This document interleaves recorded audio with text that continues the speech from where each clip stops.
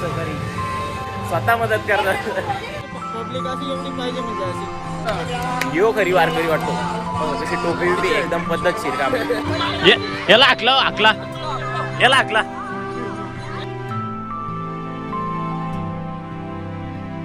कुठपर्यंत जाणार आहे तुम्ही ऑली? पर्यंत आपल्या वारकऱ्यांना सोडून येतो.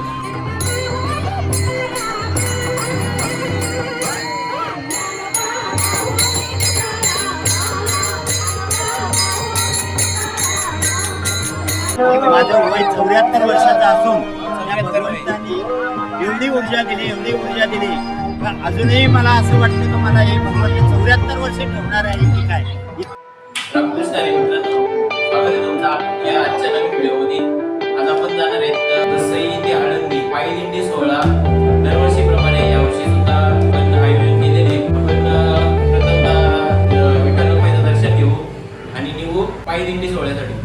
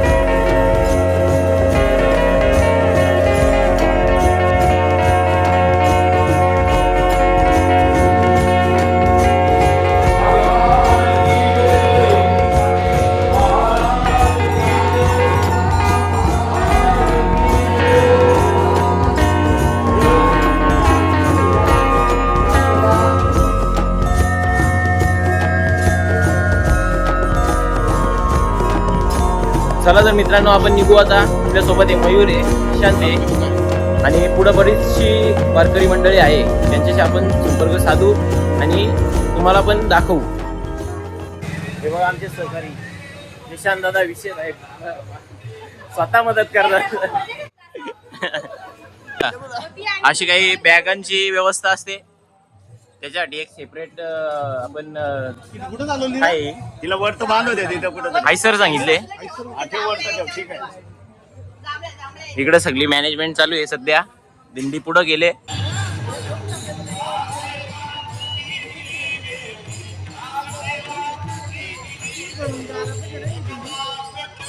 काय म्हणता? पब्लिक अशी एवढी पाहिजे म्हणजे अशी हा 100%. याच्यापेक्षा जास्त पब्लिक होते. जास्त नाही पाहिजेच ना, म्हणजे कसं मस्त दिंडीला मजा वाटते आणि तो भरून दिसते ना दिंडी. आनंद वेगळाच आहे.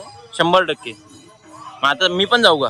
ओके, मी जाणार आहे टाकीपाडा पर्यंत. म्हणजे तुमच्या गावाला जाऊ का नको? जा ना मग. चांगलीच गोष्ट होईल. डायरेक्ट झालं पाहिजे, डायरेक्ट थेट आळंदी पर्यंत. ठीक आहे, चालेल. ओके, धन्यवाद. धन्यवाद. ओके. यो खरी वारकरी वाटतो. जशी टोपी बिपी एकदम पद्धतशीर काम. बाकीची अशी औषधीसाठी जातात. माझी श्रद्धा आहे. आता तो आळंदी पर्यंत चालत जाणार आहे. हे ट्रिपल सीट अलाउड नाही गावात. हा गुल्लू दादा, तो सागर दादा आणि तो लोकेश दादा. दादा आज आपला नाश्त्याची सोय केलेली आहे दिंडीसाठी. त्यांचे खूप खूप आभार. धन्यवाद. खूप सुंदर सोय केलेली. जाऊ आपण. दिंडी समोर चाललेली आहे पुढं. आपण पण त्यांना कॅच करू.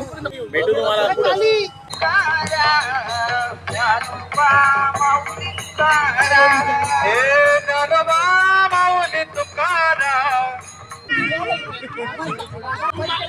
याला आकला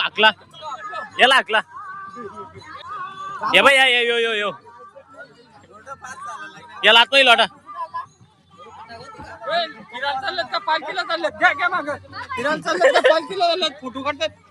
मागं नीट उभा राहणार. बाई बघ गाडी गाडी लागली आज- भाऊची. म्हणजे चायला पालखीला जाताना गाडी लागली येडे तुताडे येडे ए दादा फोटो फोटो काढा खुश करा काका ना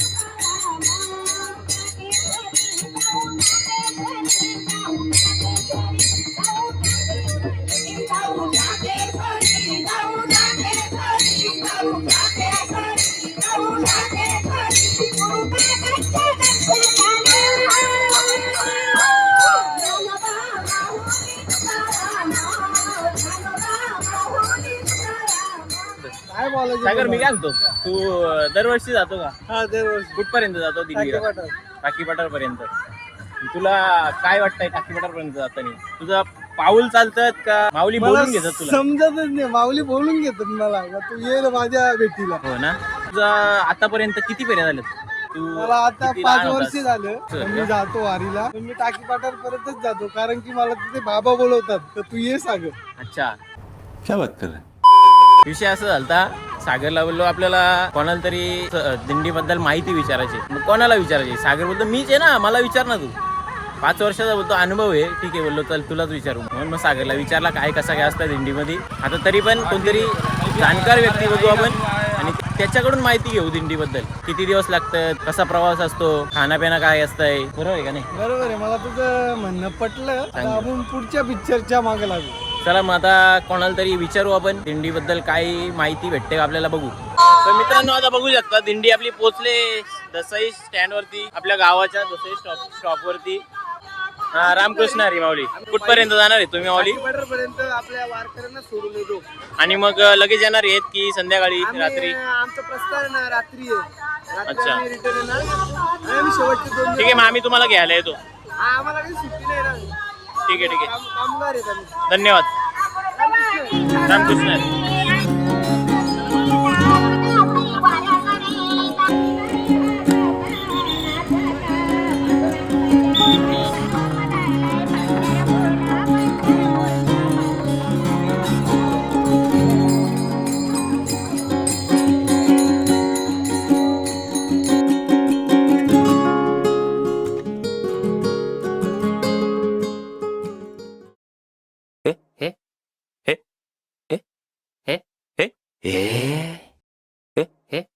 तर मित्रांनो आता आपली दिंडी पोहोचली आहे हर्षल दादा पडवळ यांच्या घरी हे बघा दिंडी इथं आता नाश्त्याची सोय केली आहे त्याही तर आपण नाश्ता करू मग पुढच्या प्रवासाला लागू हे आपले हर्षल दादा पडवळ यांच्याकडून आपल्याला नाश्त्याची व्यवस्था झालेली आहे किती वर्ष झाली अशी पुढं आम्ही आता डायरी जवळपास 3-4 वर्ष झाली तिथे आम्ही चालू केलं. नाश्त्याची व्यवस्था हे बघा नाश्ता वाटप चालू झालंय एवढी लोक आहेत त्यांना ते स्वतःहून स्वखुशीने नाश्ता वाटप करतात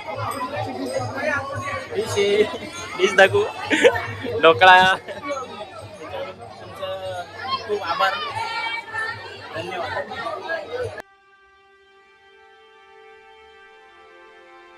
नमस्कार. तुम्हाला दिंडीला किती वर्ष झालं आपल्या तुम्ही रेग्युलर दरवर्षी जाता या किती वर्ष आहे तुमचा रेग्युलर 22 वर्ष झाली पण अधिकृत 13 वर्ष चालू आहे. अच्छा तुम्ही दिंडीला जाताना तुम्हाला म्हणजे काय ऊर्जा असते का जी तुम्हाला एवढ्या लांब घेऊन जाते भगवंताने ज्या वेळेला आपल्याला निर्माण केले मनुष्य देह म्हणून आपल्याला जन्म मिळालाय त्याचं सार्थक व्हावं समाज प्रबोधन व्हावं प्रत्येकाला भगवंत कळावा देव काय आहे देव काय करतो देव काय फलित देतो याचं त्या जीवात्म्याला मार्गदर्शन व्हावं हेच आपलं तुमचं उद्दिष्ट वय एवढं असतं. झालंय तरी पण तुम्ही एवढ्या लांब कशा कुठल्या ऊर्जेने चालत आज माझं वय 74 वर्षाचं असून त्या 74 वय. भगवंतानी एवढी ऊर्जा दिली का अजूनही मला असं वाटतं की मला हे भगवंत 74 वर्ष ठेवणार आहे की काय, इतका मला त्या भगवंताच्याकडून आनंद मिळालेला आहे.